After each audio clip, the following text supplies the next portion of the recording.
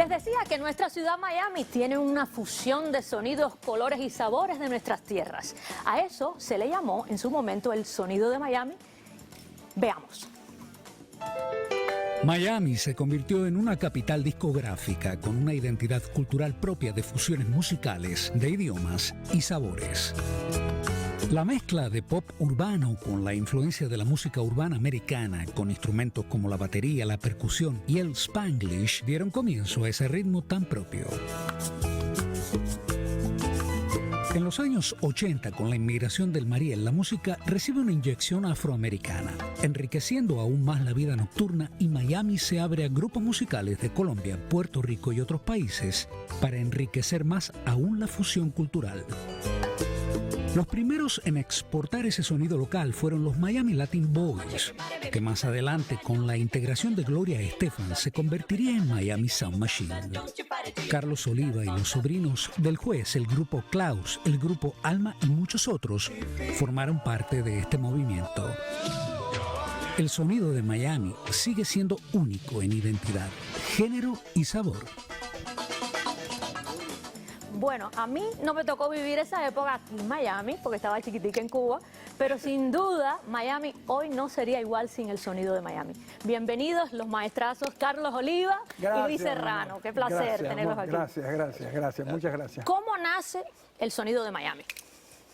Bueno, el sonido de Miami nace cuando nosotros vinimos de Nueva York. Teníamos un trío que se llamaba The Judge's Nephews y vinimos a inaugurar el Forge, un club aquí en Miami Beach. Entonces el Forge ya tenía una clientela americana. Entonces al empezar nosotros ahí con nuestra salsita, los americanos se quedaban un poco así, empezamos a mezclar cosas americanas, claro. The Fifth Dimension, Up, Up and Away y todas esas cosas. ¿En inglés y en español mezclado? En inglés y en español, tocándolo en salsa. Y así empezó esa onda que se fue moviendo, ¿tú sabes? Claro. Y otros artistas la empezaron a hacer también. ¿Cuáles agrupaciones así podrían nombrarme algunas?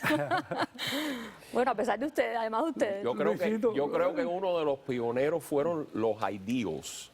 Sí, antes de nosotros. Sí, los Ideals creo que empezaron por el 65, por ahí más o menos. Ajá. Sí, ahí estaba Gustavito Rojas, Mike Camejo, Tony Marsal, que en paz descanse, René Barge, y el otro era Alberto Guerra, era la otra guitarra. Sí, ese grupo dio que hacer un poquito y bueno, habían otros, estaban los Shuffling Kinds, y habían grupos que tocaban lo que se llamaban los open houses, que aunque trataban de sonar muy americanos, siempre se colaba una tumbadora, una campana o algo, claro. Siempre hacían algo. La cubanía salía ahí, echaban las venas. Y bueno, esa gente, ellos no sabían que estaban empezando, me imagino, el sonido de Miami, sencillamente estaban haciendo lo mejor que podían. Definitivamente yo creo que la migración que vino en el Mariel influenció mucho, ¿no? El cambio de sonoridad que ya existía en Miami. Cambió la sonoridad también, sí. Sí, ¿no? Y, por ejemplo, ¿qué dentro de las agrupaciones? ¿Era un mismo formato o habrían diferentes instrumentos? ¿Podría ser una fórmula distinta a cada gente? En lo que respecta a mí, Tony Moreno, que era el director de TH en aquella época, me dice: Carlos, ¿por qué tú tienes que tener batería en la banda? Porque si tú eres una banda de salsa, ¿por qué tú tienes que tener batería? Y yo, no, porque es que la batería es la que me ayuda a mí a hacer las cosas americanas y mezclarlas, ¿tú sabes? Entonces, ese era un formato que yo tenía y luego se fue reproduciendo. Chirino lo tenía, Klaus lo tenía, todos los grupos que yo produje estaban, tú sabes, cogían ese sello. Te copiaban un poquito, pero en buena onda. La diversidad cultural tuvo mucho que ver en todo eso, ¿no? Venía gente de Cuba, de Venezuela, de Colombia, de Argentina, Chile, Perú, de todos lados, y cada quien le puso lo suyo, me imagino. Exacto, sí, y uno tenía que, si estás en el negocio, tenías que coger un poquito para darle a todo el mundo un poquito de lo de ellos, para que, tú sabes, para que te sintieras mejor, ¿no? Definitivamente. Sí. ¿Qué dirían ustedes que define el sonido de Miami? Maestro. Ok, el sonido, mira, si puedo ampliar un poquito. Si tuviéramos instrumentos, discúlpame Luis, estaríamos ahora mismo, llamamos el trío. Claro. No, mira, yo recuerdo, estando en Cuba todavía, que la juventud en Cuba quería tocar música americana. Y entonces muchos muchachos con esa añoranza de la música americana y eso, porque estaba como media prohibida al principio de la revolución, ¿no?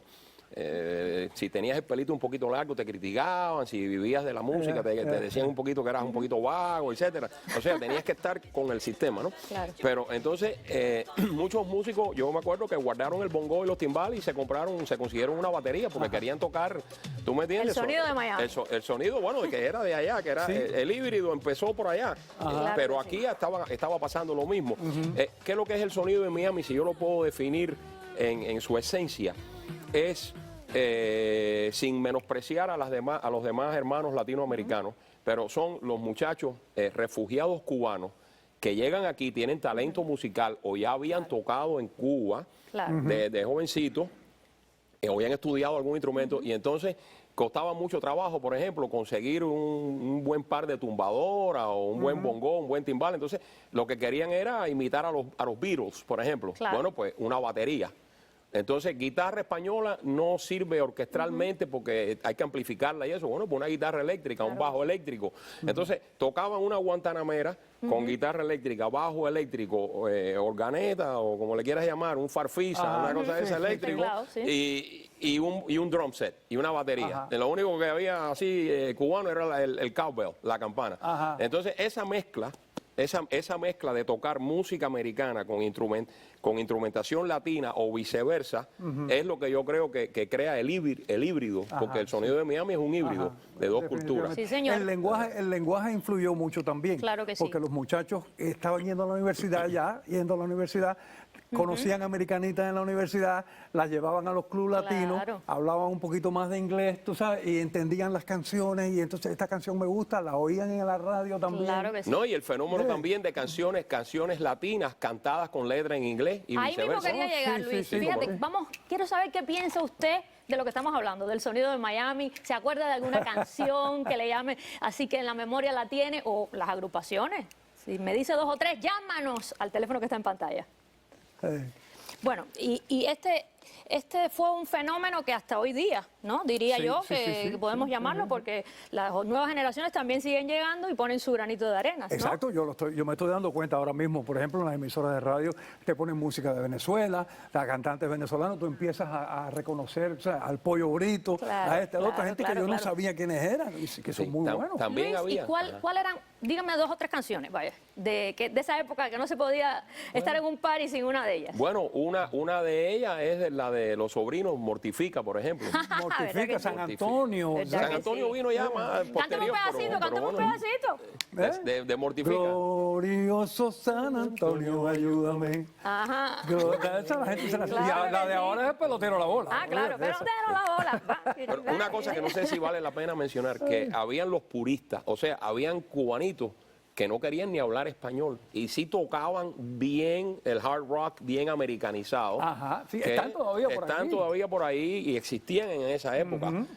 Tú sabes, no te querían ni hablar en español. Y estaban también los que ya eran mayorcitos, como la gente del Conjunto Universal, los Jóvenes de Hierro, que ya vinieron mayorcitos de Cuba y mantuvieron la música cubana genuina. Yo tengo una preguntita. ¿Cómo nace Miami Sound Machine? Bueno, fíjate, yo soy el pionero. Por eso mismo te preguntaba. Miami Sound Machine. Cuéntame. En el año 72 yo trabajaba en Jordan March, que ya no existe, no está el Omni. Y la compañía Ron Bacardí, donde trabajaba Emilio Estefan, estaba a 5 cuadras.